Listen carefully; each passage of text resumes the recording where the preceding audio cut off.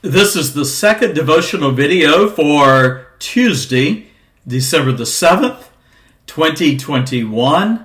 I want to invite you, before I give the devotional thought for the day, to like this video and subscribe to the video channel.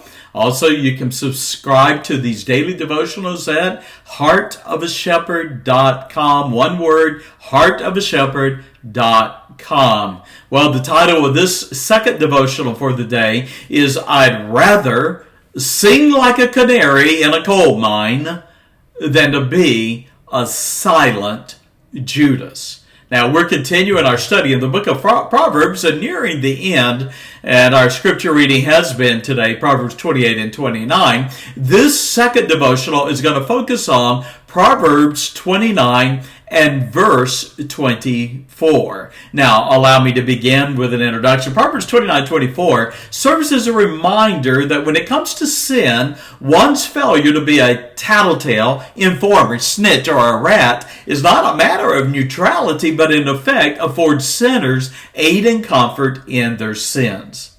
Let's consider the principle. Proverbs 29, verse 24. Solomon taught his son, whoso is partner. Now the word partner is a plunderer or a divider.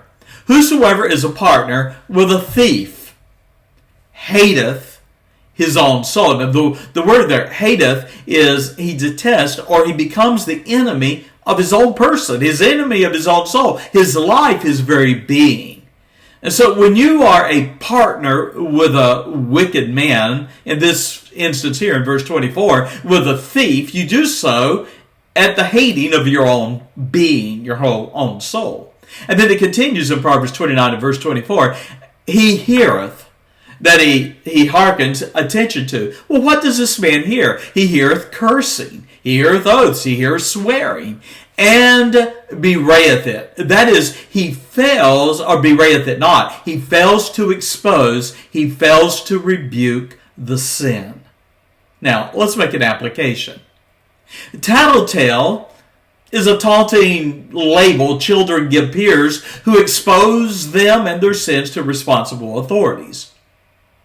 And yet, while your silence might earn the questionable friendship of a thief, a beguiler, an angry man, you do so at the sacrifice of your integrity and your own soul. Permit me the liberty of a broader application. You know that we're living in volatile times, and even many biblically sound institutions are now adrift from the principles of their founders. Churches and schools are being steered from the conservative biblical legacies by progressive pastors and administrators. And sadly, staffs, faculty, and church members remain silent. Some reading this devotional might be among the well-meaning believers who have served on boards or even senior staff. You have tacitly partnered. The word tacit is the word unspoken.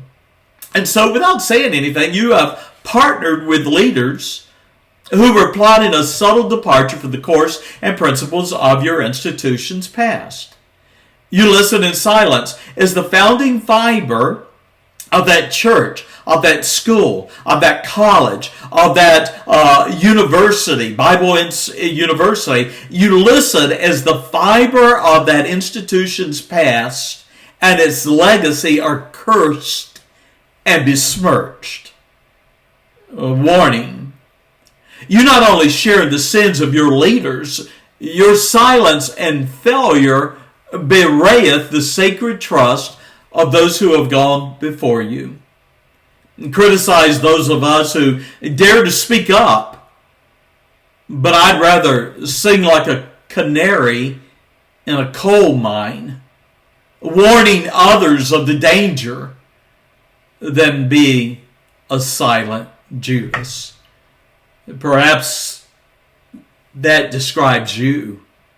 I suggest to you today, rather than sell out your soul and your integrity, it would be far better to speak out or leave. Better to sing like a canary in a coal mine than be a Judas in the eyes of God. God bless. Bye-bye.